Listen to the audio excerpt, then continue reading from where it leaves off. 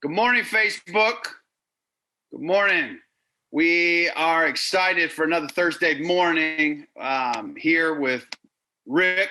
You know how Rick does. He's on every Thursday morning, 10 a.m., sharing his insights and keeping all of us balanced here in the state of Michigan. So we really do appreciate Mr. Speck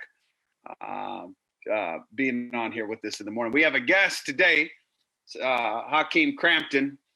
Many of you who are on here probably know who he is and can have seen him involved with a number of things around the state of Michigan and even on national level with JustLeadershipUSA and the things that they're doing there. And I've had the privilege of attending a number of the emerging leaders workshops, I guess we would call them, a 2-day event, and very powerful. I love it. It's a group of formerly incarcerated individuals that are changing the narrative on how individuals see us, and it's a group of us who are making an impact, and not just in one small pocket, but on a national level, helping to bring about change. So let's start with intro. Rick, why don't you lead us off, and then Hakim will go straight into you, and then we'll kick it off right after that. Hi, good morning. Rick Speck, Safe and Just Michigan Community Engagement, also co-founder Luck Inc., and which was a direct service provider organization that did mentoring to over 300 men and women, specifically to the city of Detroit that were returning from prisons here in Michigan. Did a lot of work with the youth in Detroit public schools before I was kicked out for having a record. Of course. Imagine that. So it's kind of serendipitous that we're talking about a record and the impact that has on us. So yeah, without further ado, let me turn it over to our guest for an intro, Hakim. Absolutely. Good morning. Good morning, everyone. Thanks for joining us and thanks for having me. And, I think that was a pertinent point that you made relative to yourself and being penalized for your record, your past criminal history. And so you being someone directly impacted, have direct experience with a situation of this nature. And this is exactly why legislation has been pushed to bring about clean slate and felony expungement, to expand it to be more inclusive, to help individuals like ourselves to be able to go back out into society with a clean slate, so to speak, because it hits right at the heart of what the criminal justice system was created to do, right? So we're going to talk about justice and the justice system. We have to talk about what's the gist of it, right? So individuals who were accused and convicted of having violated the law were punished in one way or another. That punishment could be a fine, it could be some form of probation, monitoring, it could be form of penitentiary or incarceration, right? But afterwards, there was supposed to be an idea that individuals have paid a debt to society by dint of having completed their punishment. If a judge said, okay, you have to pay $500 and 30 days in jail. Well, when you pay $500 and 30 days in jail, you paid your debt to society. No one should ever hold you accountable for that. No one should ever thereby be able to now penalize you because you've restored your name in good standing. You've paid your debt back to society. Right? See, that hits at the heart of it. We've lost sight of that. We've gotten so far from the gist of why the carceral system was created, or why the justice system was created. It's supposed to be justice. There's a balance there, right? And what we've seen over the last, really 200 plus years is there's been a lack of balance in the justice system. It has unfortunately swayed against certain populations in the communities here in the United States of America. And so the only way to really remedy that is to talk about not only reform, but to talk about not only abolishment as well, so to speak, of certain systems, but the restoration of justice. So we have to talk about bringing justice back to the system, to bring a level of parity, so there's some form of equality back in the system. So that's what clean slate, that's what felony expungement is designed to do as a step to bring about some level of justice. To help some individuals. Unfortunately, we would want everyone to be helped, but the way the system and laws are set up is not going to allow us to do that. So we can further talk about, more in-depth detail about my testimony, about the clean slate, what it's all about the history of it in Michigan.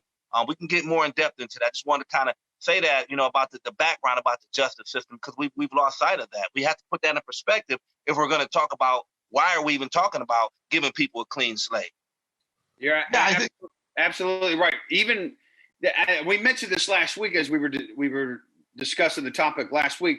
Just in the state of Michigan alone, there's over 2,000 collateral consequences attached to individuals who have felonies. I mean, some of them are just plain out just ridiculous. But think about that. It's positioned for an individual to do time, like what you were just talking about. Let's go and pay your debt, right?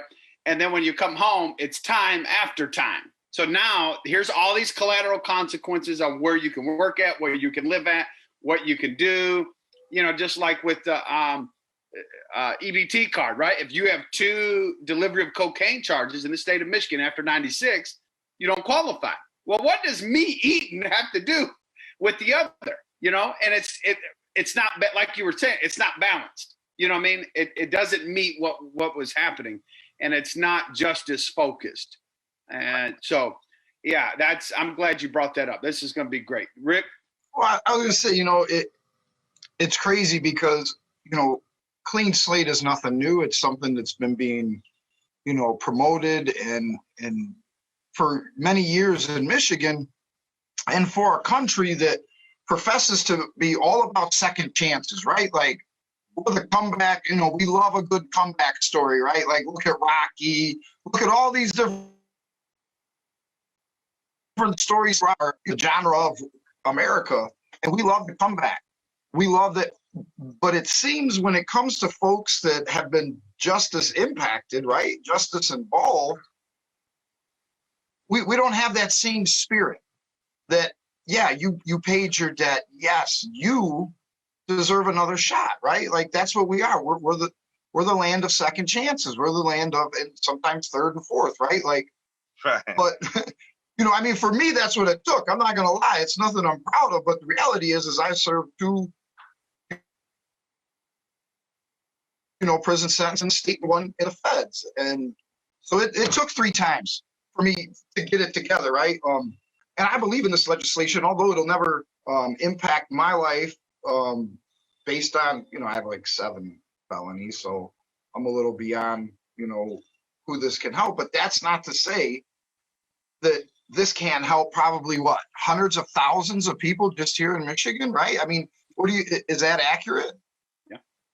Yeah, you're right. You're accurate. And there's several things that you pinpointed that are directly related to this topic, And like you said, when we talk about justice, people that are justice impacted, justice involved, always seem to get the short end of the stick, right?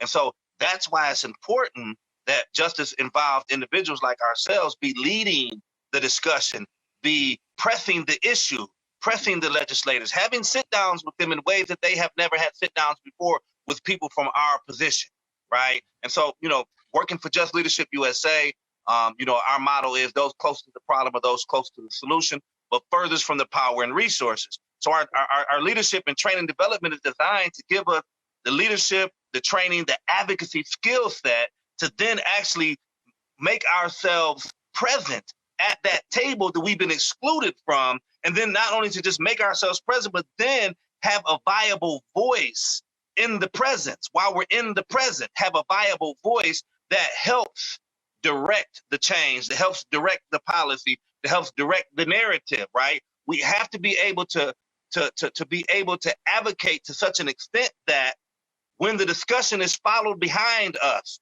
when people speak after us, they reference us. So that when the policies begin to be narrated, they're narrated from the language, from the perspective that includes the input that we contributed while at that table in that space.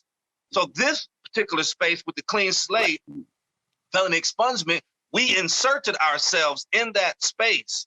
At the end of 2018, we went full-fledged, beginning January 2019, all across the state of Michigan. Came to Muskegon.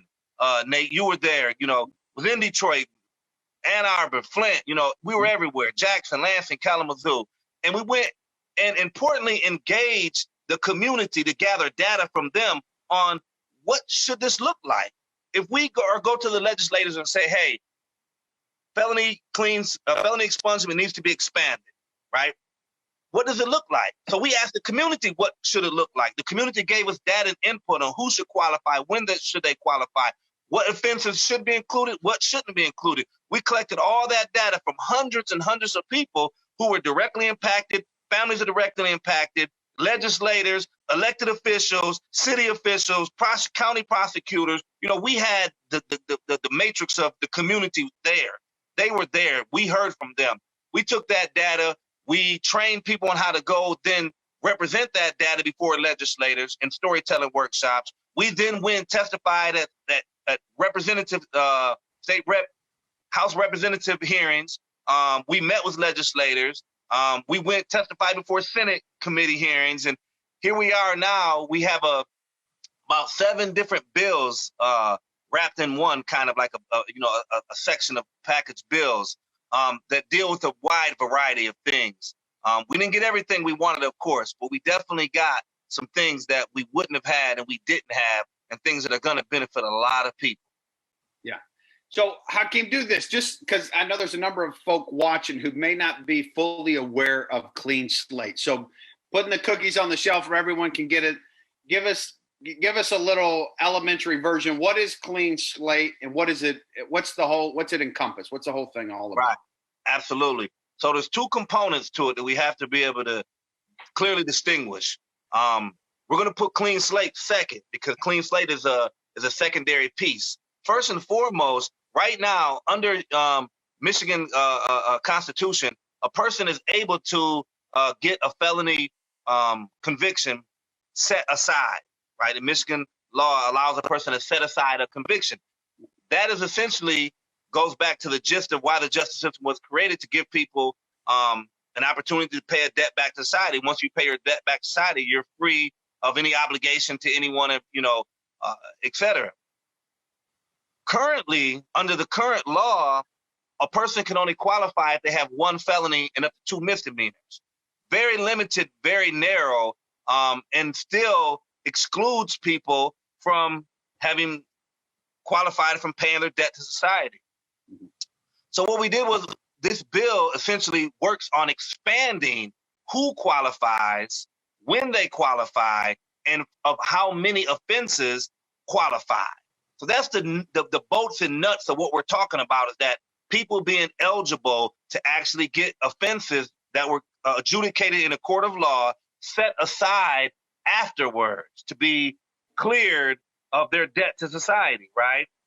The problem is that the justice system is so expansive and they've expanded so many charges, they stack so many charges from just one offense that it's very difficult to just simply have a run-in with the system and that be it, in your past.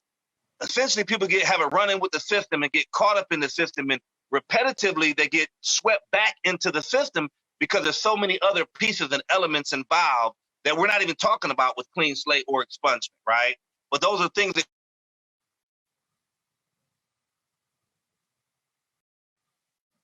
you muted yourself. There you go. There's massive amounts of people that are in the system that need this legislation to come into play to expand how many people are eligible. So that's felony expungement. The Clean Slate part of it is that because they set up a system of bureaucracy that when you become eligible, you have to then apply and jump through the bureaucratic hoops, which could take an individual who may not have transportation, may not have a babysitter for their children.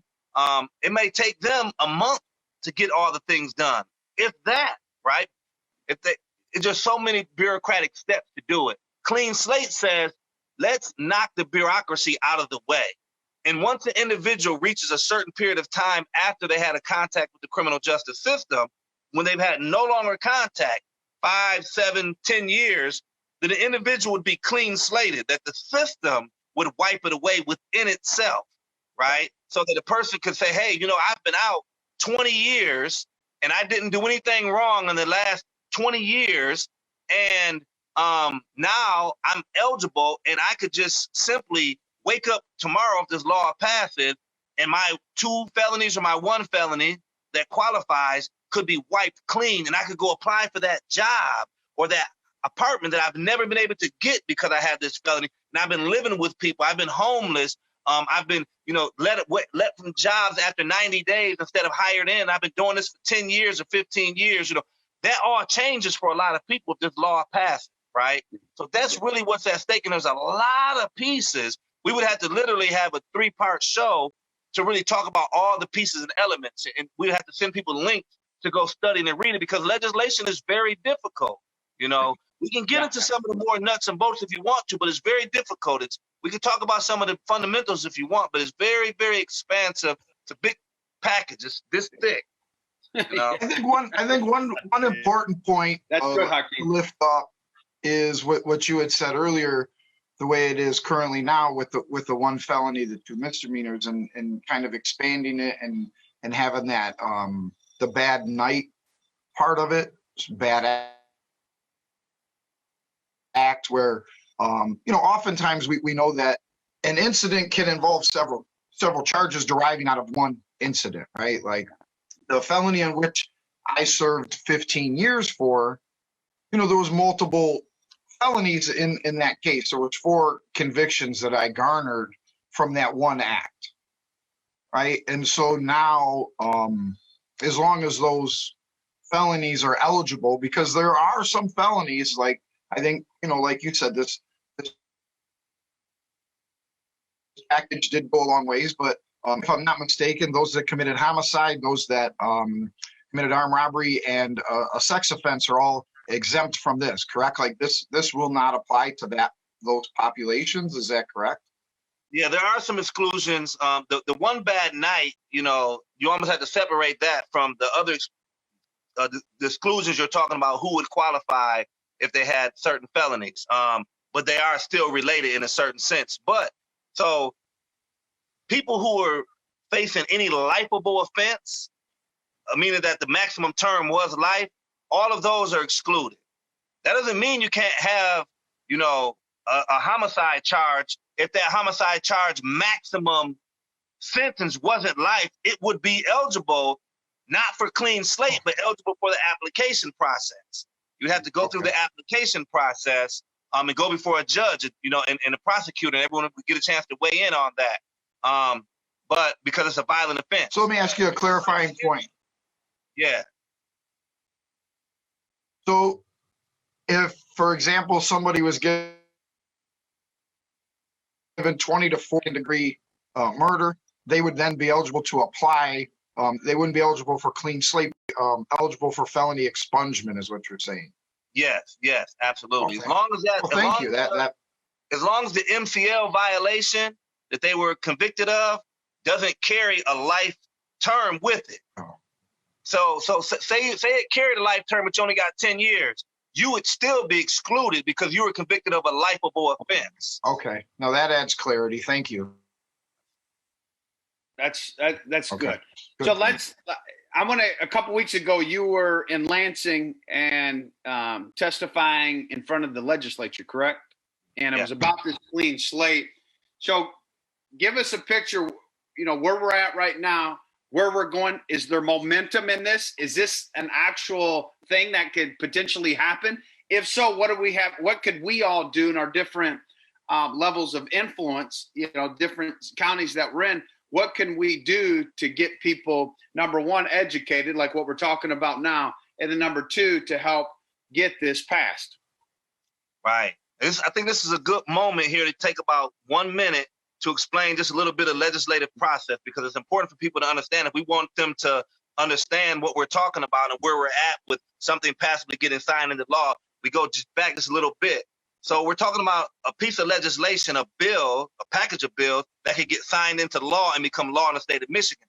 That starts off as a process with being introduced as a proposal to the legislature. So a House representative introduced this and got sponsors from other legislators, and they introduced it to a committee that would take it up. The committee would take this up would be the Judiciary Committee of the House of Representatives. They took it up.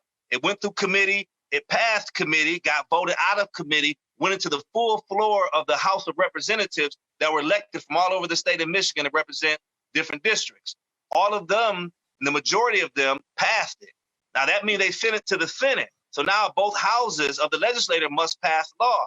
So now it went to before the Senate. When it gets to the Senate, it got assigned also to a judiciary committee, a Senate judiciary committee. We just held those Senate judiciary committee meetings, which was to take testimony on the bill package, and then if they voted through, they sent it to the full floor of the Senate. Now the Speaker of the House of the Senate, whoever's in charge of the Senate, is up to that person to take up that bill package that came out of a committee. That Speaker doesn't have to. He doesn't have to introduce it and say, we're going to take this up for a full floor vote. He could kill it. He could kill it. We're hoping and we believe that he's not going to kill it. We feel that there's enough support. There's enough support with the governor and the attorney general that if the full floor votes on this coming up soon, hopefully, and it passes by overwhelming majority, that it'll go to the Governor Whitmer and she will sign it into law. Once she signs it into law, it becomes law that's enforceable, that the attorney general is obliged by law to then enforce the law, right? So then it becomes law. Well, we do have great partisan support. Yes. Support on this, though. I mean, we have folks on both sides of the aisles that are supporting this package because it makes sense to everybody. I think, it's important to understand that we are under a Republican-led Senate, right? And so without their support, without support on both sides of the aisle, this would not have got as far as it did. The chairman of the Senate Judiciary Committee is a Republican. So, he could have killed it as well right there in committee, correct? So, I mean, Senator Lucido right here from Macomb County out there,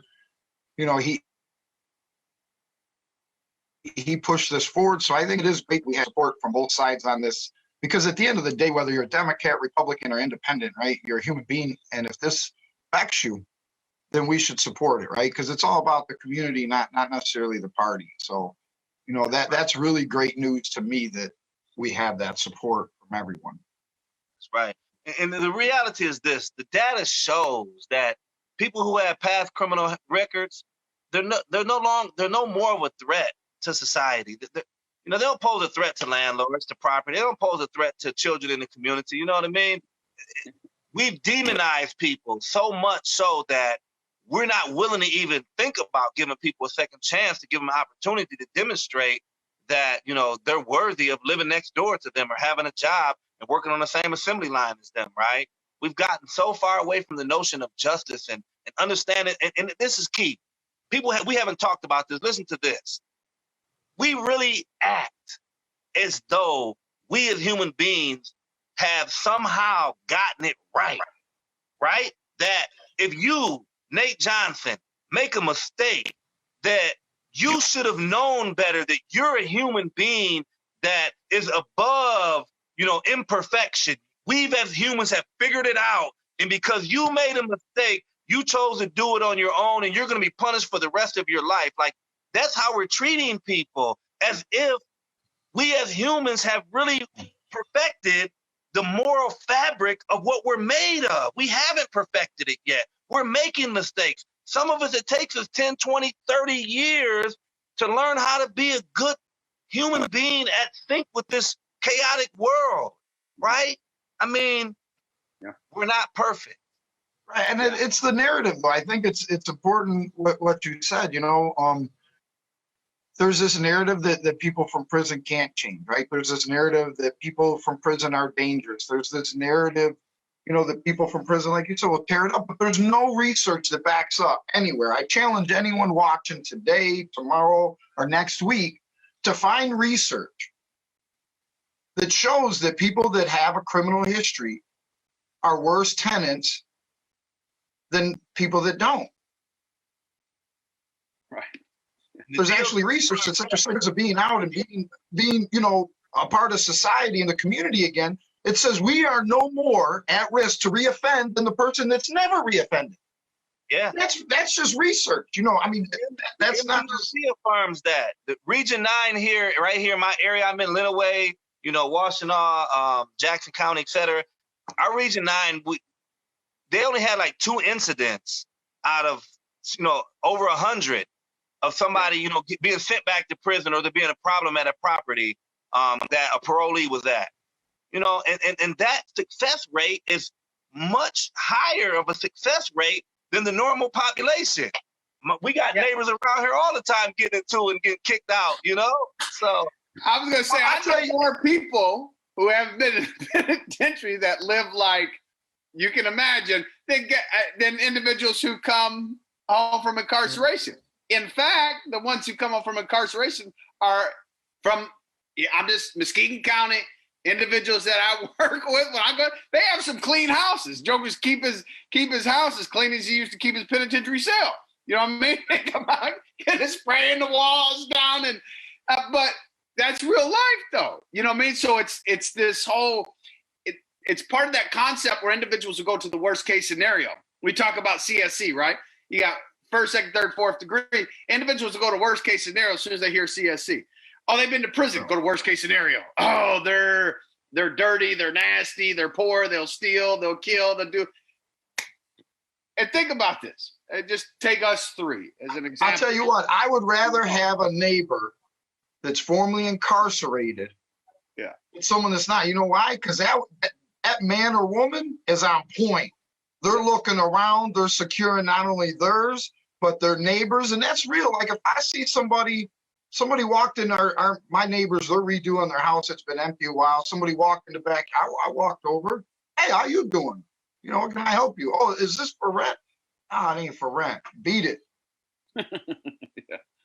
Yeah, you know what I mean? Like, it's my neighborhood. This is my community. You know what I mean? This is where I live. I'm gonna protect me, my neighbors. That's what it's about. Yeah. See, you know, when we talk about recidivism in this conversation, you know, recidivism rates.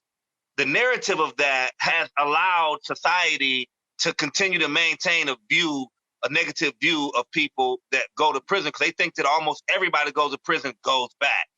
And what they don't understand is that even the few people under the recidivism rate that go back, there's a huge percentage of them that go back not because of criminal intent, for one, because oftentimes people go back for what they call rule violations, right? Technical rule violation, right? But oftentimes people that even do violate the law and go back because of crime, oftentimes it's circumstantial. And it's not because they've gotten right out of prison and went right back to plotting and planning to rob the bank down the street around the corner and then the jewelry store next week. That's not how people are. People are coming home trying to find a job, trying to work. Then they run into multiple barriers, circumstances of survival, find individuals in contact with the police while they're on parole. The next thing you know, they're back in the system, right? We don't understand that. We have to be able to make sure that we're clear in giving a new narrative, a correct narrative to that side, because that's what's missing. Yeah, no doubt about it. It comes back to the educational piece, right? Where we're educating people like, here's reality, and here's what the newspaper or the media may portray about us, but here's reality. And so it is that educational piece where we're bringing people back to, here's the facts. So when you're voting, vote facts. Don't vote off of emotion or feeling or what you've been told or what you've been taught, but here are the facts. That's so good. Well, good, man. I appreciate you coming on here, Hakim. This was good stuff. I think that this was great. I see a number of our people who have tuned in have had some comments and stuff like that. And then the good news, Kate posted up different links about Clean Slate. So we did, while you were talking, she was posting stuff up. So that was good too. Rick, any last thoughts? I guess, yeah, last thoughts for everybody watching today is, you know, we're not out of the woods yet. Yes, it's out of the Senate judiciary, but it's going to go to the Senate. You know, everybody pay attention. You know, there could be a call to action. We may need folks to start calling their senators to, we want this to go through as a community. This is smart legislation. This is going to put Michigan back in a position where Michiganders from here to the UP will be able to have better housing, will be able to have better employment, which leads to better quality of life. This is one of those issues that it crosses all lines, between race, age. It doesn't matter how young, how old, what you believe, what you don't believe. This has just a positive impact on people, right? On human beings, on community members. And I think that's what we need. We need the community to support another part of the community, right? The disenfranchised side. And so I just ask folks to pay attention to what's happening and pay attention to how your elected officials are going to vote on this legislation, right? Like, pay attention to that, because we have elections coming up and all these folks are there to represent each and every one of us as individual voters. And if they're not voting the way we as a community see it, then that's where we have the luxury and the pleasure of finding somebody that will. So I just encourage people to stay involved. Yeah. And Hakim, moving forward, if there's a time where we need to get word out about voting on something, calling senators, let us know. We'd love to have you back on so you can help guide us in that and what we should do and how we could partner together at this. All right. So listen, if you're watching, go check out Just Leadership USA on Facebook, like their page, Safe and Just Michigan, and also Fresh Coast Alliance right here in Muskegon, Michigan. Check us out. Stay tuned. We'll be back next Thursday at 10 a.m.